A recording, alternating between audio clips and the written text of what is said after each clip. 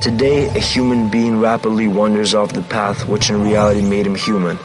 The search for ultimate truth and justice, the only goal which deserves to be the grand purpose of his existence. People easily and carelessly trade truth and justice for petty and transient pleasures of the moment. Due to the knowledge discovered and accumulated by great minds of the past, creation's most intricate secrets unveil themselves to the mankind. However, we do not seem to recognize and appreciate them, readily passing by them in pursuit of bare necessities. Alas, great wisdoms lost their true meaning and became prejudices which hold our spirits in captivity no less than they did during the Dark Ages. This film was prepared by independent researchers, philosophers, theologians, linguists, and mathematicians. This work is an attempt to understand a significant yet not as widely acclaimed scientific discovery, a mysterious encoding of the Qur'an, the book which claims to have supernatural origin. The book, highly discredited by recent historical events, will appear before you from its unknown, possibly even shocking side. For the next half hour, put all your stereotypes aside, and perhaps one of the universe's greatest mysteries shall be revealed to you, brilliantly beautiful in its simplicity.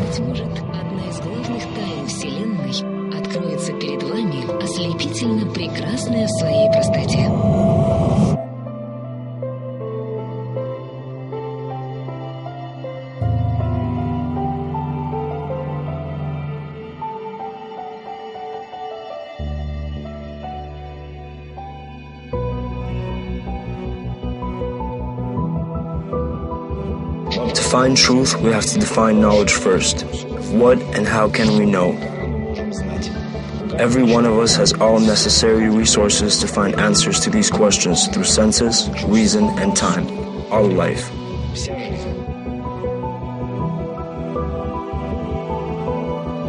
Truth, knowledge, meaning, essence, existence, actuality, reality, being. Every one of us understands, or at least senses, what is at stake here when he or she hears these words. But what is behind all these notions? Do they possess a tangible basis? What is truth and how do we find it? Should we even bother to look?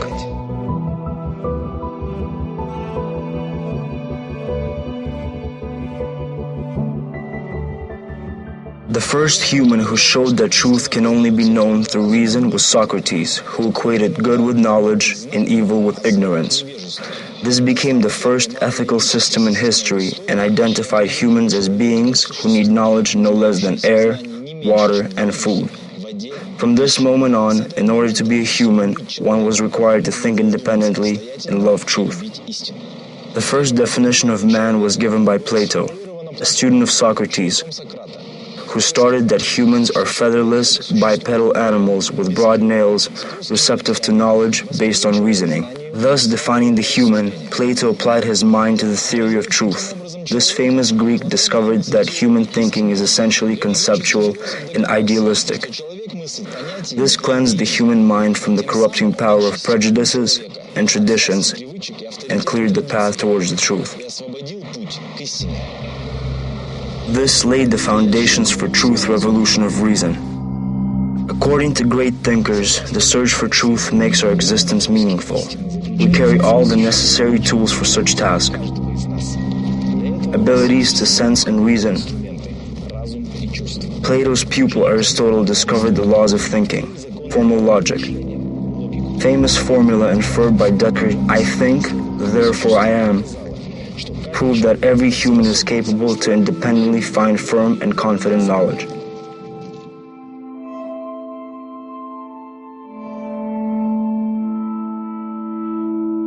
What drove these people to search for ultimate truth? Go against many, sacrifice wealth, friends, and even their own lives? The answer is simple: God. In their quest, philosophers discover rational confirmation of God's existence. Truth meant good, then knowledge, and eventually was equal to God.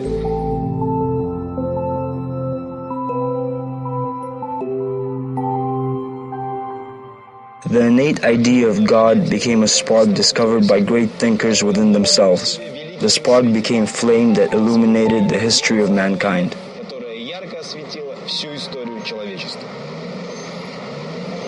Centuries had passed as philosophers continued to search for universal criteria for truth. In the end, such criteria was found. It was mathematics, logic's younger sister. The basis of both math and logic is order and proportion. Discovery of order enables us to see patterns and predict the development of things and events. Elegant beauty and credibility of mathematics enlightened, gave confidence, and led to the emergence of modern science.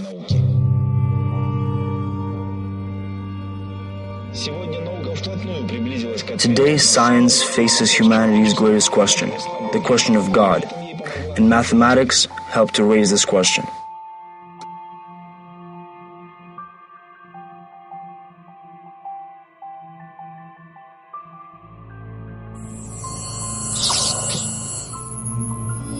Theory of Big Bang, which is today's standard and widely accepted framework for understanding the origins of our universe, was developed primarily by mathematical means. According to this theory, the universe appeared from the point of zero volume and infinite mass, in other words, from nothing.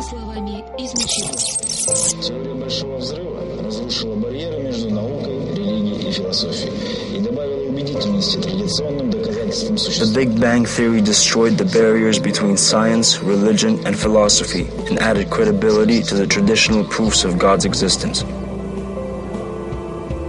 In the process of measuring and examining this world, science raised questions that it was unable to answer. First, it was discovered that the universe had a beginning. In other words, there was a time when there was no time, as well as no matter, no energy, and no space. In other words, the world began or was created from nothing. Who created our world? Then it became clear that the laws of physics are tuned and established with such precision and perfection that it is impossible to explain their existence simply by coincidence. Who established and calculated the laws of physics? Finally, it is now evident that our innate capabilities to understand the laws of nature are amazingly well adjusted to these laws.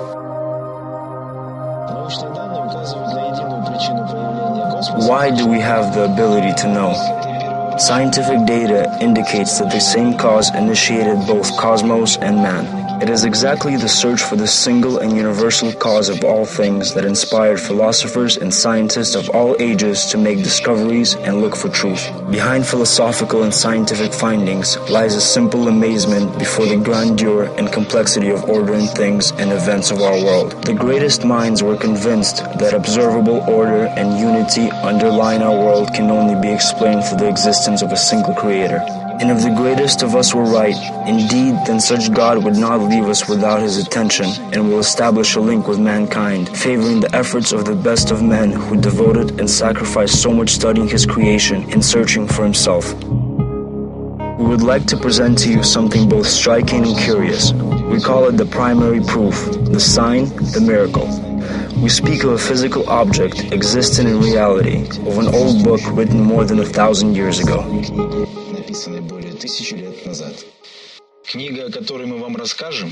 It is a book which contains a blend of brilliant poetry, deep prose, coherent philosophical and ethical system, scientific phenomena, and mathematical symmetries. This book contains ultimate answers to all major questions. Profoundness and integrity of these answers are capable of filling the soul of the seeker of truth with a sense of enthusiastic satisfaction from the attained goal. And the answer to the question of God will undoubtedly be the most important. The book convincingly verifies the existence of God and at the same time completely reveals His will. This concrete evidence is the mathematical code encrypted within the text. The book carries a complex mathematical structure based on proportions, symmetries, sequences, and numerical values of letters, words, sentences, and chapters. The creation of such structure is unthinkable without the application of advanced computing technology, especially considering the age of the writing. This book is the Qur'an.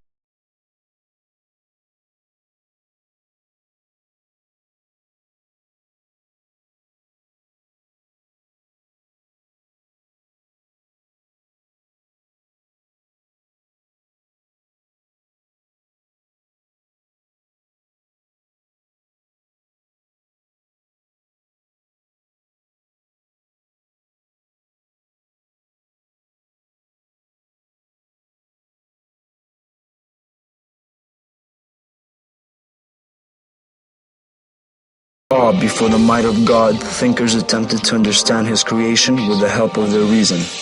Exploring the world in search of divine traces, they achieved much and built the world we live in. The activity of these people led to revolutionary changes in lifestyle, way of thought, and colossal accomplishments in the fields of science and technology.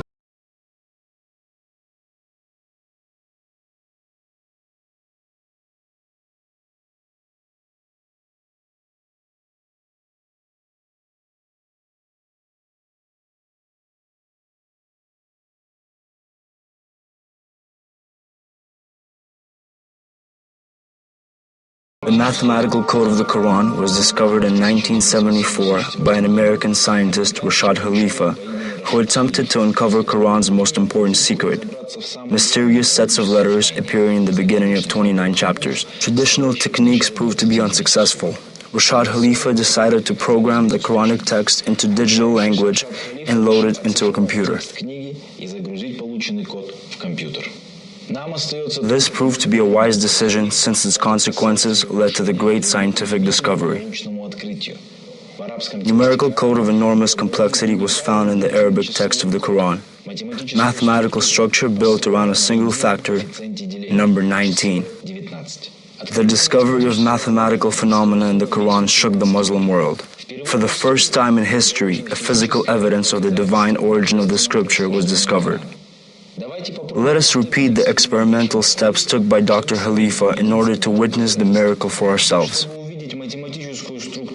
To see the mathematical structure of the Quran, we use abjad, an original system of numeration by letters of Arabic alphabet.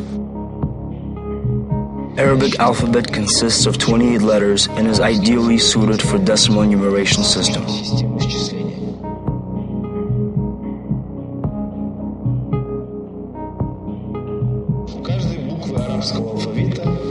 Every letter has its numerical value, from 1 to 9, from 10 to 90, from 100 to 900, and 1000.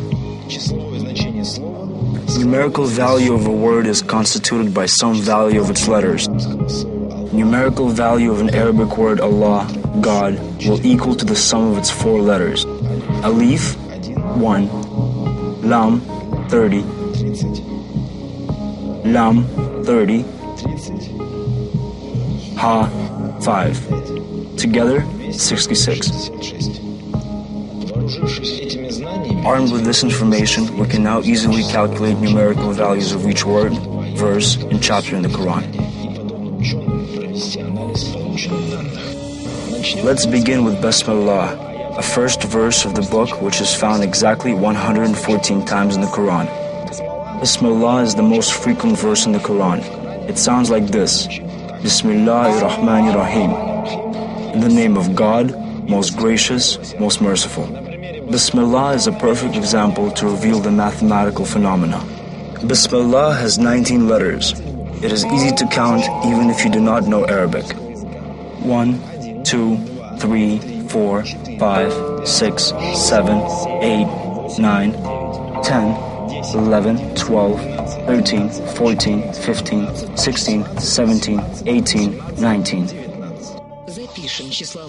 These are numerical values of each letter. By adding their values together, we can determine the values of each word and total value of all words. Their value: 102, 66, 329, and 289. Total numerical value of all words: 786. Bismillah has 4 words, 19 letters. Total numerical value of Bismillah is 786. This 6-digit number is divisible by 19 without a remainder. Let's rewrite the sequence number of each word in Bismillah and after it number of letters in each word. This whole sequence is an 8-digit number divisible by 19. If we add the number of letters in each word to the number of letters in the next word, we will get a 10-digit number divisible by 19.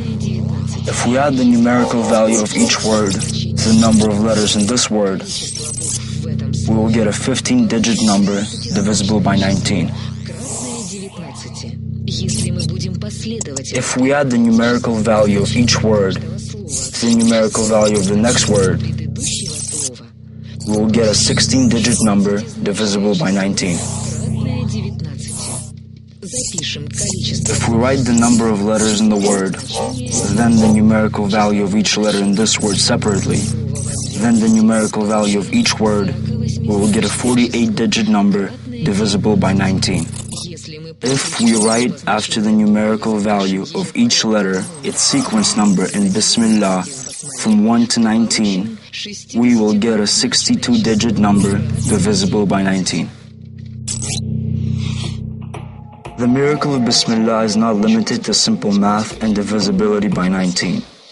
No less interesting are proportions between numerical values and lexical meanings of words comprising Bismillah and other attributes of God mentioned in the Qur'an.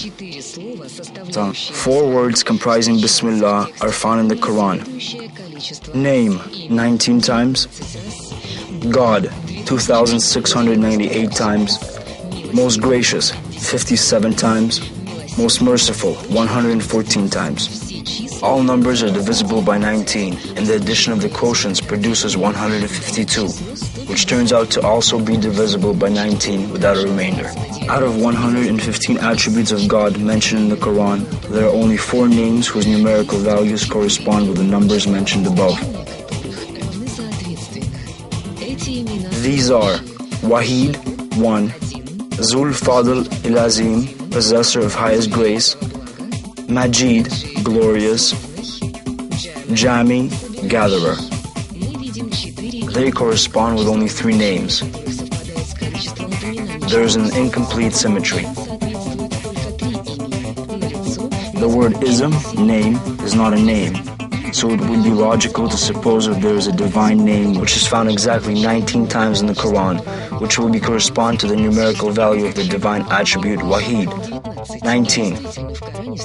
Remarkable is the fact that out of 115 divine attributes dispersed throughout the whole Quran, there is only 1 name which is repeated exactly 19 times, Shahid, witness. Thus we have a perfect symmetrical system of interrelated divine attributes. All mentioned numerical meanings are divisible by 19. These words are easily combined into a single sentence. God is witness that He is one, possessor of the highest grace, glorious, most gracious, most merciful, gatherer of people on the day of judgment.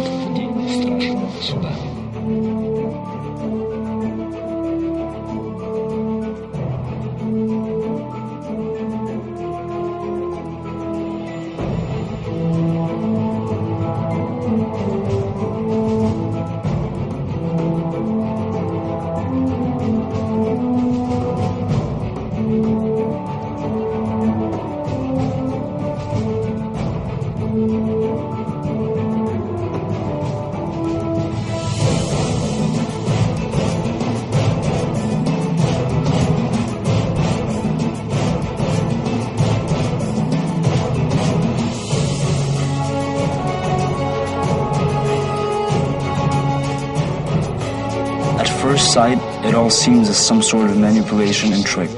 Skepticism in this case is quite appropriate and reflects a sound mind. It is possible to create patterns in words, even sentences, adjusting their values accordingly. This will take lots of time and mathematical skills. History knows of such examples. However, to do such task with a whole book, literary masterpiece, historical document, religious and philosophical scripture, ethical code, and judicial compendium is unreal. Colossal complexity of such task is unimaginable. Human intellect, especially in the 7th century, is simply not fit for such task. It would take supercomputer technologies to calculate data of such magnitude. It is not without reason that Quran challenges humanity to produce a book like this. Or do they say, He invented it? Say, bring 10 invented chapters like it, and call it on whom you can besides God if you're truthful. So far, the challenge has not been accepted, and no one has been able to refute the mathematical miracle of the Quran. Will you dare?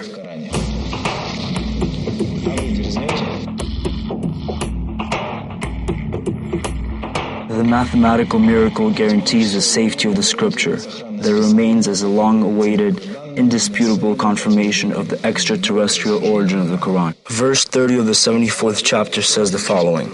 On it is 19. Traditionalists say that it is about the day of judgment when God and angels will tempt, mislead, and guide people, and disbelievers will question God. This understanding is based on neglectful and inconsistent reading of the Quranic text, since it is impossible to imagine that at the final judgment, God would have to mislead somebody and somebody would question God. What did God mean by this example? No. The day of final judgment is an event persuasive enough for everybody to be free of doubts about religion, scripture, or God's existence. Also, it is clear that it is not angels themselves, but their number, which is made as a test for disbelievers. So what exactly does Quran say about number 19? The Quran pays special attention to the number 19, which is meant to persuade the people of the scripture, reinforce faith of the believers, and guide them to the straight path, as well as to expose hypocrites and disbelievers and leave them in a state of misguidance. All of this must occur in this life, before the day of judgment. But why 19 and not 3, 5, or 100? Perhaps only in time we will understand the true purpose of the number 19 in the Quran. Nonetheless, it is safe to say that the number 19 proves the supernatural origins of the Quran and serves as the key which opens the door to a miracle. Do you want more of mathematical facts, this time without complex calculations? Okay, only proven and verified facts. By the even and the odd, says verse 3 of chapter 89, attracting our attention to the possibility of an experiment. The Quran, it contains 114 chapters. Every chapter contains a certain amount of verses. Total sum of the 114 sequence numbers is 6,555. Total amount of numbered Quranic verses is 6,234. 114 chapters of the Quran. Half of them odd sequence numbers, half even. Let's organize chapters according to the evenness and the oddness of their quantity of verses and sequence numbers. We're left with 4 categories. The category of 2 odds is a category where the sequence number and the quantity of verses are both odd. The 2 even category is where the sequence number and the quantity of verses are both even. The even odd category is where the sequence number and the quantity of verses are even and odd respectively. And finally, odd even category is where everything is exactly the opposite. Now let's combine categories into groups. Here we have chapters where the sequence numbers and the quantity of verses match by evens or odds. And in the other group there are chapters where the sequence number and the quantity of verses do not match by evens and odds.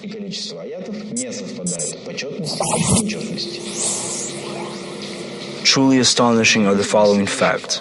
In both groups, the distribution and the number of surahs are not only symmetrical but also equal, while the sums of the surah numbers and the number of ayahs in the respective groups are equal to the sums of the same factors throughout the whole Quran.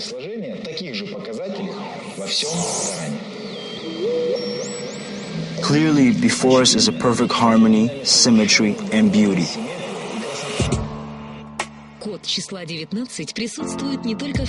Code 19 is present not only in the first verse of the Quran, but literally it runs to the whole first surah, Al-Fatiha. The first surah consists of 7 verses. Let us write down order, number of each verse, number of words in each verse, number of letters in each verse, numerical value of each verse. Total number of words in the whole surah, 29. The number of letters in the whole surah, 139. Numerical value of all words in the surah, 10,143. Now let us represent available sequences as numbers which are divisible by 19.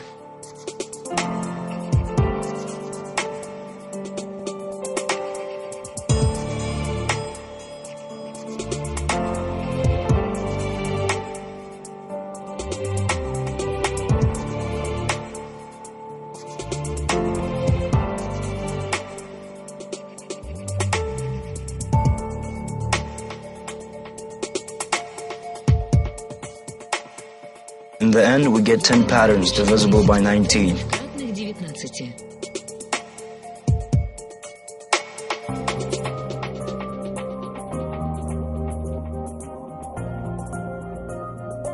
So far, we have witnessed how Code 19 works with the first verse in the first chapter of the Qur'an. Creation of such complex system, according to our view, far transcends the boundaries of human abilities and points to the supernatural origin of the book. Mathematical code also safeguards Bismillah and Fatiha. First verse and first chapter are clearly preserved from distortions. If it wasn't so, the code simply would not work. Is there a similar code in the whole text of the book? Yes, the structure of the Quran is mathematically regulated and follows the same pattern. Code 19 protects the whole scripture. Unfortunately, time limits do not allow us to show all examples of big numbers, and we will only show 2 of them.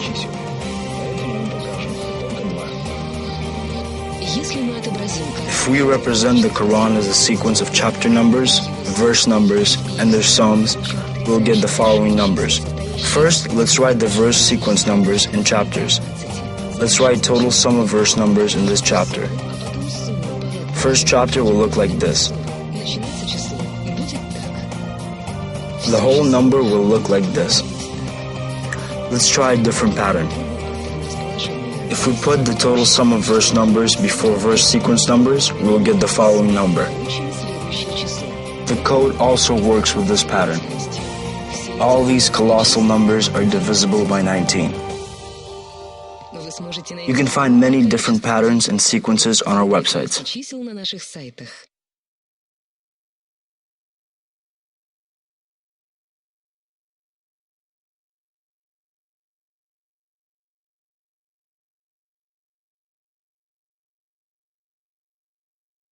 In this film, we presented evidence that the Quran is not an ordinary book. Facts in the Quran deserve attention and individual testing. To do this, you do not need special skills or complex technology. All that is needed is a simple computer and a few hours to spare. The difficult part will be to look at things from a new perspective, if in the process it turns out that the world no longer fits in an old framework. Science and mathematics prove that the Quran is supernatural in origin and leave the one who witnessed it one-on-one with the book which contains answers to life's most important questions.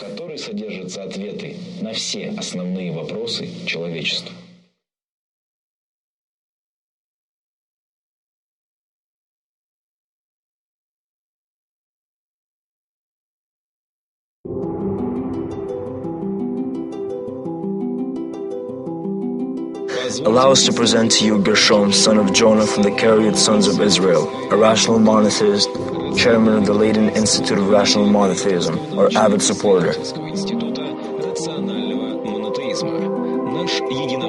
Since last year, Gershom has made 2 important discoveries, clear signs of the Code 19 in the Torah and the Gospel. As we know, Quran mentions a large number of prophets, but only 5 different scriptures. The Scrolls of Abraham, the Book of Genesis, which opens the Bible, the Torah of Moses, the Psalms of David, the Gospel, and in fact the Quran itself. So what are these discoveries made by Gershom? In this section we will briefly talk about one of them, namely the Code 19 found in the Torah. The first person to mention about this code was Deep Yüksel, the student of the late Rashad Khalifa.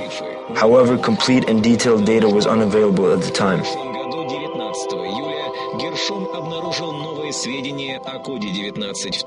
Last year, in the Royal Library of Hague on July 19th, Gershom discovered new information regarding Code 19, and thus the fragmented mosaic of details was put together into a complete body of evidence. In the library, Gershom found a book by an Israeli author, Professor Joseph Dana, which tells the story of a Rabbi Yehuda the Pious, who was involved in numerological research of the Old Testament text. As a specimen, here is a piece of the text mentioned by Deep. At first sight, it seems as if the text has no connection.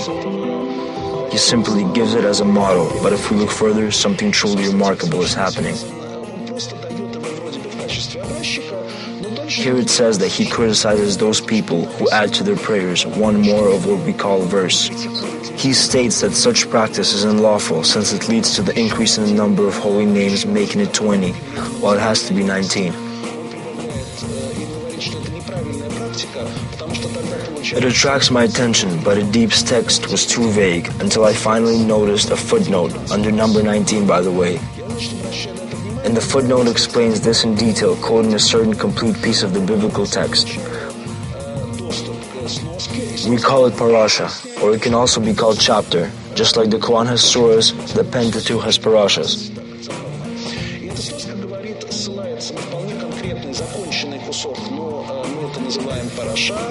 Но в принципе параша это подобно тому, как, наверное, в какой-то степени можно сказать, как глава. Вот есть в Коране как бы сура, вот точно так же есть параша в тексте Пятикнижия. Here we demonstrate the translation of the biblical text, wherein Code 19 was discovered by Gershom. And you will find 19 times the word Elohim, that is God, in the weekly chapter in the Torah. You will also find 19 signs in the description of the sixth day of creation in chapter Genesis, that is the scrolls of Abraham. And also you will find that the Almighty, blessed be He, is called the Father of all things 19 times, and 19 times the prayer, Sliha in the Pentateuch. And 19 times in the Pentateuch, Abrahamic formula is cited, Isaac and Jacob, and there is 19 blessings in the chapters of the Torah. It is known now that Rabbi Yehuda the Pious claimed that such 19 word sets are amazingly interwoven within the text of the Torah.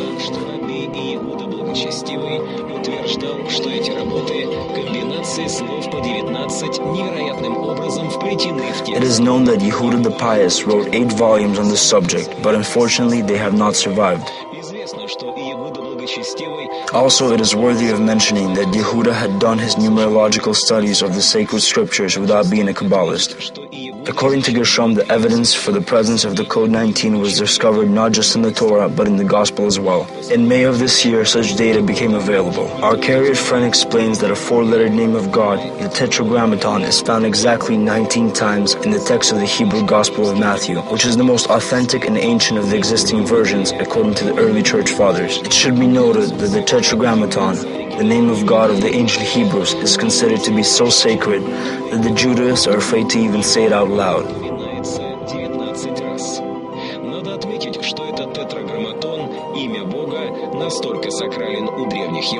Instead, they denote it in the post-biblical text with the letter Hey.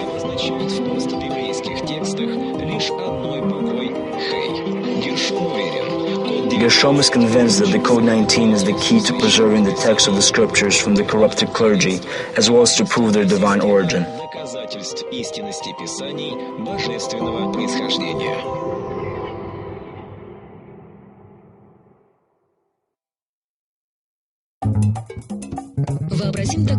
Let us imagine a situation. A certain group of students runs into a classroom. The bell has ringed, the classroom is still empty, and the students are left unsupervised. The desks have paper cards left by an anonymous teacher. They are simple squares with color images painted on them. The board has an unexplained rebus drawn on it. How will the students react? One thing's for sure, they will act differently. Some will remain disinterested. Others, after a brief look at the cards, will toss them aside, maybe even rip them apart, or even interrupt other students from examining them.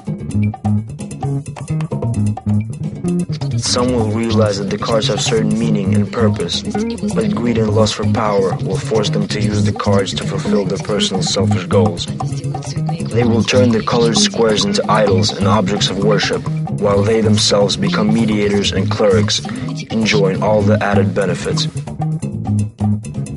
There will also be those who will focus their attention on examining one single card, given in a deep and thorough analysis.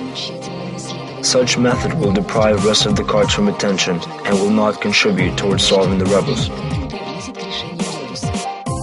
The behavior of the students will vary. Reactions will be infantile, selfish, reckless, and even aggressive.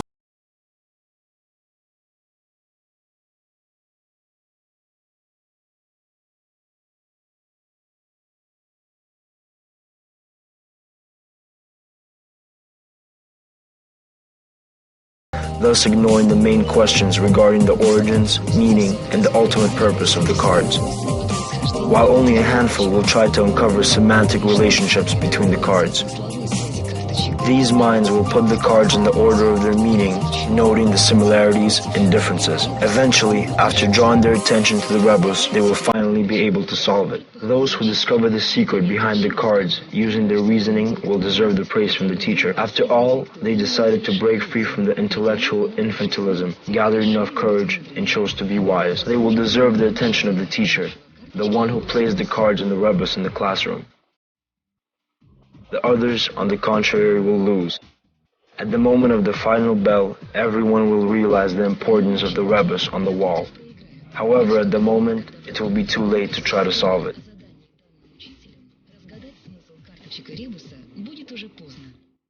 What if God operates in a similar fashion? He creates an enormous world full of countless things and creatures. He created this world according to strict mathematical laws and harmonies.